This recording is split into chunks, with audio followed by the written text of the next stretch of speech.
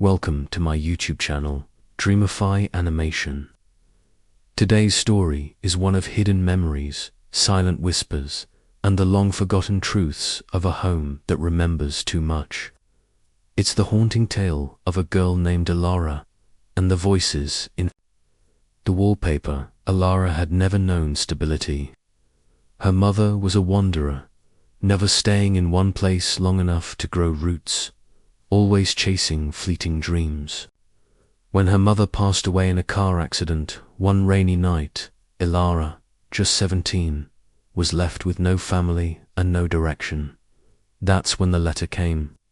A dusty envelope, smelling of mildew and time, bearing her name in jagged cursive. It was from a great-aunt she had never met, Isolde Marlowe. The letter was simple. "This house is yours now. It has waited long enough." The house stood in a forgotten part of the countryside.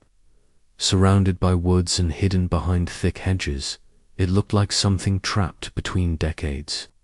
The paint peeled in long curls. The shutters hung askew, and ivy crept up the walls like dark fingers trying to reclaim the place. The townsfolk nearby called it the Murmuring House, but Elara didn't care. It was the first real thing she'd ever owned, and despite its decay, it welcomed her quietly, solemnly, like it remembered what it felt like to be a home. The first few nights were peaceful. The floors creaked like any old house, and the wind whispered through the cracks. But on the fourth night, as she lay reading in her room, a sound came not from outside, but from within the very walls. At first it was just a hushed murmur, like wind brushing against fabric. But then she heard Ita whisper, clear, deliberate, and unmistakably, "Human, don't leave me here." Elara sat up, heart pounding. She turned on her bedside lamp. Silence. The air felt colder, heavier, as if someone had just left the room. She examined the walls. The wallpaper was old faded floral patterns twisting and curling with age. There were tiny cracks beneath it, and in some places it had peeled back, revealing strange etchings on the plaster. She pressed her ear to the wall. Nothing, just her own breath, and the quiet thrum of her heartbeat. But as days passed, the whispers grew more frequent. Sometimes she heard sobbing. Other times, laughter that quickly turned into screams. And always, they came from the wallpaper. Desperate for answers, Elara explored the house. The attic was filled with old furniture, dusty portraits, and yellowed journals. She found one diary that belonged to a girl named Lillian, written in 1892. "Today, Mama scolded me for speaking to the walls again. But I swear I hear them. They call my name. They know my secrets. They said the house remembers everyone." The entry was the first of many. Lillian described voices in the wallpaper, shadows moving across rooms, and dreams of people she'd never met who whispered to her in her sleep. And then, one day, the entries stopped. Elara couldn't shake the feeling that the girl never left. Late. One night, the whispers turned into a clear voice. Elara. It wasn't just sound. It was presence. The air shifted. The light bulb flickered. Her breath came out in mist. The wallpaper peeled away in a corner of her room, slowly, like a wound opening. Behind it, she found a small wooden panel. She pried it loose, revealing a hidden compartment. Inside was a locket hand, a faded photograph of Lillian. The moment she touched it, the room went dark. In that blackness, visions came rapid, blinding flashes. A woman in a black dress weeping. A man with hollow eyes screaming into the floorboards. Children crying, trapped in a room with no doors. A fire, a silence, a whisper, "We never left." She awoke on the floor, heart pounding. the locket still clutched in her hand.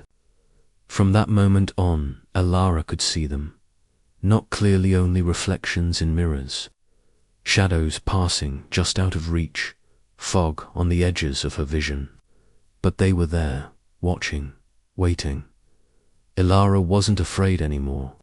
She was consumed by curiosity. Who were they? What happened here?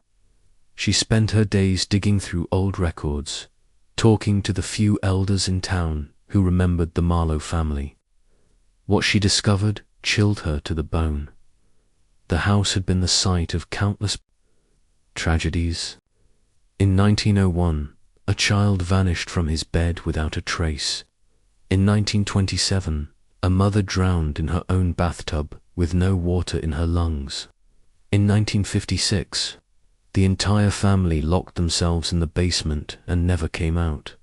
But the most chilling was the story of Isolde Marlowe, Elara's grandmother. She had moved in alone after the rest of the family had passed or disappeared. The townsfolk said she went mad talking to herself, speaking of the walls that remember. She hadn't been seen in decades, yet the letter had come from her.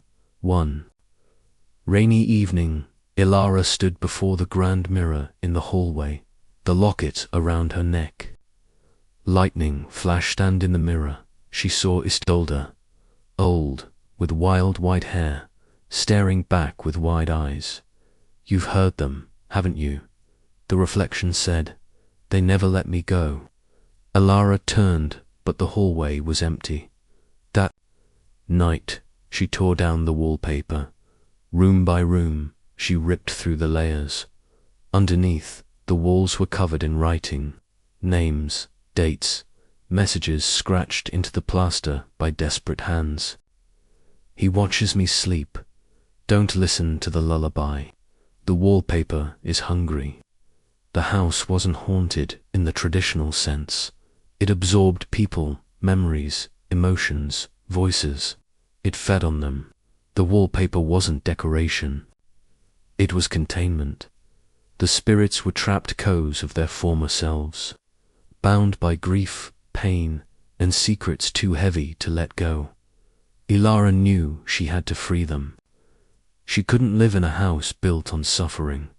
She gathered everything she could find: the diaries, the photographs, the objects tied to each Soland, brought them to the center of the living room.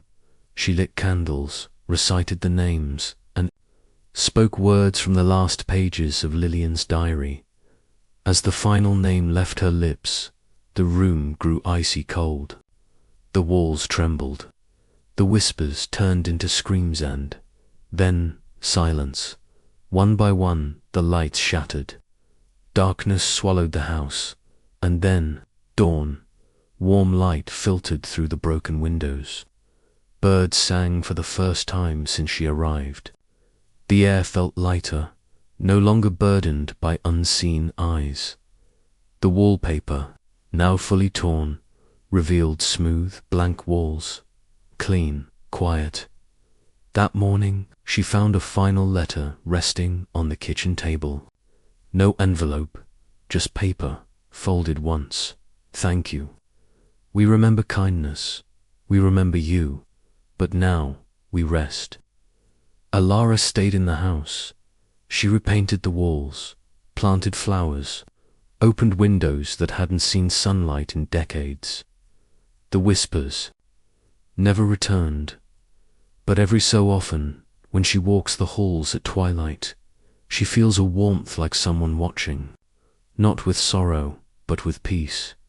The house finally remembered something good, and Elara, for the first time in her life, had a home that truly belonged to her, not because she owned it, but because it had chosen her to dot.